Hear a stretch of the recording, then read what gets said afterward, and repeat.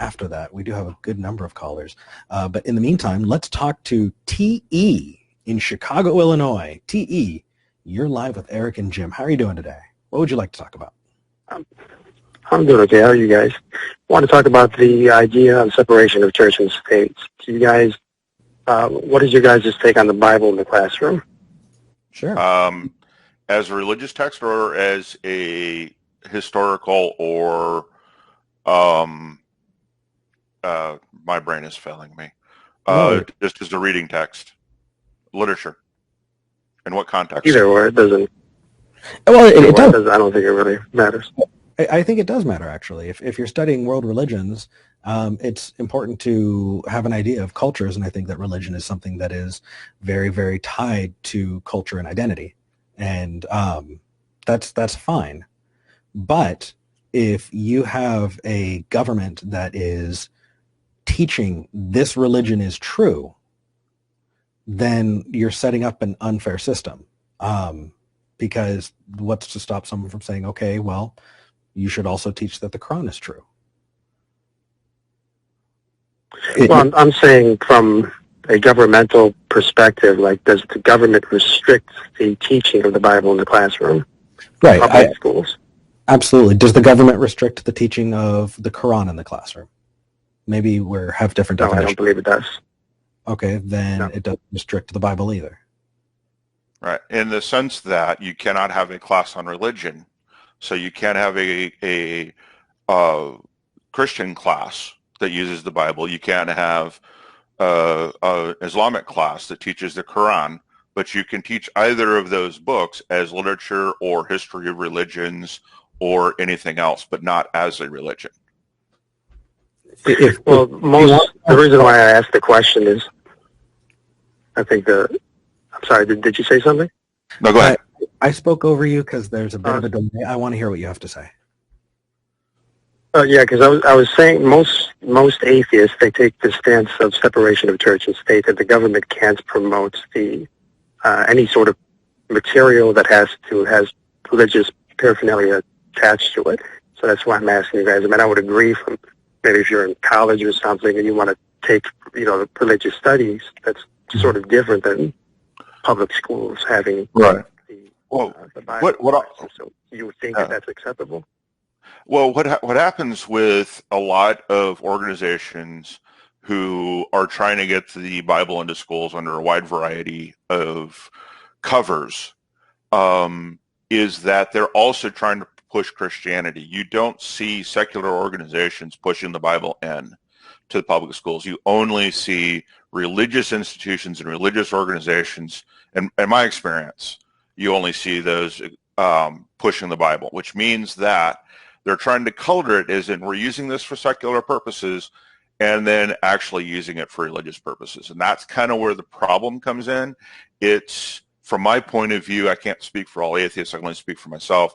From my point of view, anytime I see a religious organization pushing the Bible into the school, I have zero trust in that organization keeping to the Constitution and keeping the religion out of public schools.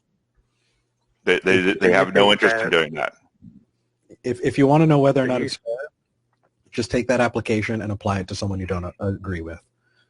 Right? If it is if it's equally handled both for you and someone you don't agree with, it's more likely fair. So if you don't mind the Quran being taught as true and you also want the Bible taught as true, I'm guessing you probably wouldn't agree that that's a good idea. Well, what I'm trying to say is that in the First Amendment, I see no restriction in having the Bible or the Quran in the public classroom. And so what I'm trying to understand is, like, so you guys are saying it's acceptable if it's under the guise of a secular agenda? Is that what you're trying to say, Jim? Hold on. Secular. Essentially.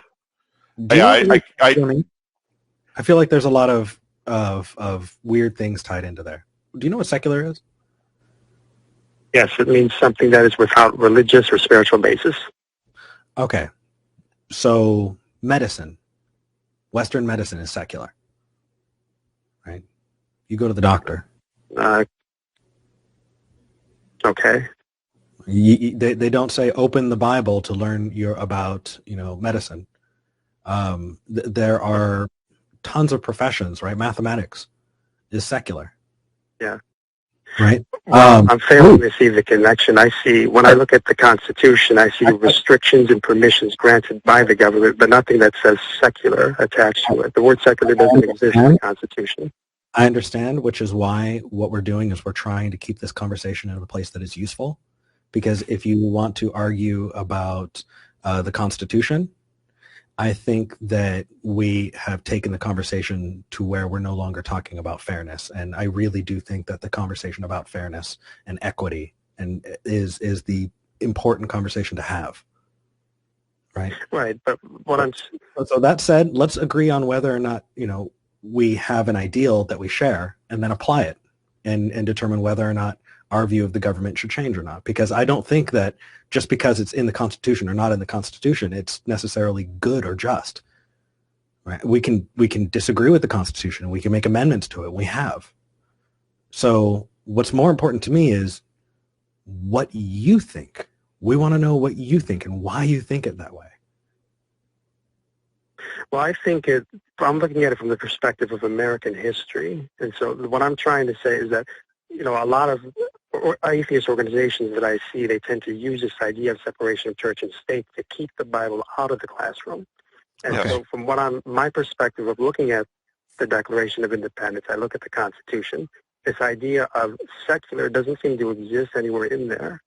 Sure. And so what I'm trying to understand is, where is it that you guys take that? You guys say that the Bible shouldn't be in the classroom unless secular is attached to it, or you just got it? No, have a completely different take on separation of church and state other than the Constitution. You don't Okay. Do you agree with Sharia law? No, I don't. Okay. Do you think that God's law, Christian law, should be the law of the United States? I believe that it has been since the founding of this country. The Christian way has been. Okay. Please tell me how that is different from Sharia. I'm not talking about Sharia law. I'm talking about historical fact. That's all. I don't care. I'm determining whether or not you understand that what you're promoting is the same basis that people would promote Sharia law. But you should care because that's not what the topic was that I came in here with. So I'm talking about Sharia law. Yeah, I'm talking about fairness and equity here. I already said that. So all I'm trying to say when I came in is talking about separation of church and state is in the Declaration of Independence. It says that we follow me for just a second. Follow me for just a second, and you'll see it guide back. I'm on this conversation, but you need to follow here, please. Okay. How is your advocating the government taking on or having always been Christian? How is that different from advocating Sharia? Well, I've studied the Quran cover to cover, back to back, and obviously it's a completely different system than a Christian system. Who cares? So it would be incompatible with the Constitution or the Declaration of Independence. Well, here's the problem, though. The Establishment Clause of the Constitution says Congress shall make no law respecting an establishment of religion or prohibiting the free exercise thereof. So when you try sneaking in the Bible into the school systems as anything other than an English book or a world religion class, then you are in fact using public schools to promote a religion. Also, we have the Treaty of Tripoli, which the opponents to that treaty even said that this is wrong because it clearly establishes us legally as not a Christian nation. Well, may I respond to that points by points? I have a response to each statement that you said there. Sure. Sure. I'll respond to it in reverse if I can. The Treaty of Tripoli doesn't say that. Actually, if you look, it was actually a war for people who aren't aware of it, between the Muslim pirates and America. There was some other treaties that actually took place beforehand. If you read the Treaty of Tripoli just carefully, just that itself, there's some quotes back and forth between both parties where they actually affirm that we are a Christian nation that is not like Europe. But in the Treaty of Tripoli, it clearly says America is not, we are not in any sense founded on the Christian religion, as it has an inherent hostility towards Muslim men. So it's not saying that we're not a Christian nation. It's saying that we are not like they are in Europe. Except that the context. Except that the opponents, you made a lot of points there. If I can I respond to each thing you said before we move on? The Bible in the classroom, you said that that's not fair. The problem is that if you look at it from a historical perspective, the very year the First Amendment was created, Benjamin Rush produced a tract to promote the Bible in the classrooms. This was republished 30 years later by the American Tract Society and carried on into the late 1800s. And so it seems to me that at the founding of our government, the founding fathers did exactly what you're saying shouldn't be the case. And so that's where my disconnect is. Sure. Historically, the founding fathers did exactly this. This modern interpretation seems to be taking out of context what the founders meant by the separation of church and state, which is actually, the First Amendment doesn't say separation of church and state. It's a restriction. If you notice what it says here, of what the government can do. Separation of church and state came from the Danbury Baptist Church, from Thomas Jefferson. I don't know if you can hear me. Not the Constitution. No? Yeah, I can hear you. What's up? Hey, man. Okay. I'll grant it. Right? Just for the sake of this argument, let's grant it, because I don't care. Right? Slavery was a thing when this country was started. Does that mean that we should take a historical approach and bring back slavery? No. That's a red herring. Is right or wrong, or whether or not we want to promote those as values. That's why I don't care about That's a red herring. Does that make sense? So you don't care about the Constitution? That's what you're saying? No, don't put words in my mouth. Listen. I'm listening. You're going on to red herrings. And during its founding. We had slaves, but that's okay. Should we bring that back? Should we take a historical approach and bring that back? But that doesn't have anything to do at all with America being a Christian nation. That's just It does. Try again. Women did not have the vote. Real quick. We revoke the vote because we're taking a historical viewpoint of it? Okay, we're talking about the historical significance of what we are as a country. Are we a secular society or a Christian-based society? I don't care. The topic I'm entirely. asking whether or not you think it's right or just, because we as a society we're on to make a different topic now? I have no problem entertaining it, but we're on a different topic now, right? It's sacrosanct that we cannot take that we cannot judge whether or not it's a good thing or a bad thing. Then I've got to tell you, you're late to the party. Amendments are there for a reason. They're called amendments. Right? We're continuing to grow as a society. I don't care about the historical piece of it because there are tons of terrible things in our history. What I care about is whether or not it is just and whether or not we as a society moving forward should do it. So please. So you think the restriction, you think that the restriction? Oh my God, dude. You think, are you just waiting for your turn to talk? No, go ahead. What's your question? I'm saying it seems like you're changing the topic. I have no problem entertaining what you're saying here, but we're on a different topic altogether, right? Okay, cool. We're not talking about... You brought up, DE, you brought up as part of your argument that it's historical. Mm-hmm. Eric countered with, is everything that is... Should we go back to the historical way everything was in the United States? And he used slavery as a specific point. Just because something is historical doesn't mean it's a good idea. That's the question. That's not what I... So you're adding words to what I said then, and then it basically... Well, okay, so let me back up. Did you make the argument... Did you make the argument that because it's historical, that putting Bibles in schools is historical, we should continue to do it because it was historical? Oh, here, let me, maybe that's the problem. Maybe we should clarify here. And I have no problem going on to the slavery thing if he wants to as well. We can talk about the Bible if you guys want. But just to make it very clear, my concern is the historical facts as to what is actually written in our founding documents in relation to whether we are a secular nation or a religious-based nation, a Christian-based nation. And so particular stance is, what do the facts actually say about the provision of the Bible in the classroom? So that's what I meant about historically. So now that we're talking about slavery, that's something entirely. Obviously, there are things So, TE, that's what you call a fallacy of composition. You don't take one part of what I say and assume that everything else historically is attached to it. Okay, TE. All right, you're on mute. I put you on mute, TE. So, TE, the slavery argument was brought up as an example of something historical we should get rid of. And it still sounds to me like you're making the argument that because it was done in history, we should continue to do that. So I'm still not, so you haven't clarified anything yet, and I think Eric's on the same page with me. Are you? That's the entire point of the slavery thing, man, is just because it's historical doesn't mean it's good. Right. All right, I'm taking you off mute. Okay, so TE? Yeah, the point here is that if you want to say that it's not good because you guys are atheists and don't like that idea, I'm willing to entertain that. But I'm just concerned about historically what the facts are and whether or not people today who have an atheist agenda, the secular agenda, however you want to put it, are not appropriately approaching the facts as it was approached, by the people who created that amendment. And so that's what my concern is. Sure. Here's the thing. I think that argument is one that can also be made for slavery, to bring it back.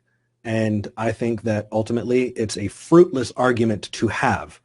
The one that is more beneficial is one where we determine what is fair and just, and we continue to make laws that continue to further our understanding of ethics and fairness in society. Now, if you would like to start a show called Talk Constitution, I highly suggest you do that. It sounds like you want to talk about it. And it sounds like that conversation is one that's a whole lot longer than one that we're going to have because this is a call-in show. That said, I understand what you're saying, man. I do. I just don't give a fuck. I don't give a fuck because... How does a slavery thing attach to my argument? I don't give a fuck because we have amended the Constitution as we as a society have grown. Even if it said constitutionally that the First Amendment was amended. Hold on. It is the amendment. That's why we call it the First Amendment. No. It wasn't amended. You know what that means, right? Was it amended? Please let me. We changed it since James Madison put it. Wow, I think you're now intentionally taking things out of context. You're muted. Okay, let's try this. I'm going to finish my statement, and then you're going to get a chance to respond. Okay? Even if it said in the Constitution that the Bible should be taught, even if it said that, my question there is, should we continue to do that? Is it just to do? My argument is that it is not, because it opens the door to others that you would probably disagree with as well. I think that your religion is on the same footing as anybody else's religion. And I think that while that is your personal choice, and that's fantastic, I don't think it should be taught to people's children in a mandatory way in public schools. So if you want to talk about the Constitution, okay, but I already granted you, right? I'm granting you. Okay, let's just pretend that it says that in the Constitution. Is it just? I say no. If you want to continue talking about the Constitution, go for it. I suggest you start a show called Talk Constitution. You're off mute. Okay, so I'll just give one quick response to that, and if you want to, I'd like to talk about the Bible if we can. Is that okay? Nope, you can respond. Okay. Okay. Well, I'm going to say that that's fine. I mean, that's what the First Amendment is there for, which has not been amended yet since, the founders put that in there, that, there's a freedom for religion. That's why the government has been restricted. It's there for religion. So, yeah, if Muslims want to teach their kids something, they have the right to do that in the public classrooms, and it's the same thing with Christians. And if atheists don't like that, they don't have to have that. And so, I mean, that's the freedom for everybody. I think it's unfair for atheists to ignore what was in the Constitution, what the Founding Fathers seem to have done the very year it was created, just ignore it and say, well, we don't like it. That's not right. You are going against when you say Founding Fathers, American. When you say Founding Fathers, which Founding Fathers? Because Ben Franklin was probably a deist at best. Jefferson, he cut the Bible up. The Jeffersonian Bible, he cut all of the supernatural stuff out of it. At best, he was probably a deist. So which founding fathers were going around putting Bibles into the classroom? I'm plugging back in. Well, out of the 56 members who put together the Constitution, we know for a fact that 50 of them were devout Christians. Even Thomas Jefferson, who put together the Declaration of Independence, he made it very clear. Yeah. So. Yeah, Hugh, you didn't answer the question. Which I founding fathers were putting Bibles into the classroom? Yeah, but it doesn't matter. It's unjust. It doesn't. Yeah. It doesn't matter. Yeah, this is true. It is. It's a red herring, and it's a rabbit hole that it's a trail that you go down. And honestly, I've seen it enough times that I hate it. I hate it because it distracts from the actual point. The actual point is it just? Should we move on as a society that way? I really don't want to sit around and jerk off a bunch of dead guys 300 years ago thinking that they were omniscient. Right. Because they weren't. Yeah. We continue to grow as a society, and we continue to legislate what we think is moral, because that is how that works. Yeah. And I think the most telling piece of that is that, did we? Oh, I dropped it. No. Oh, okay.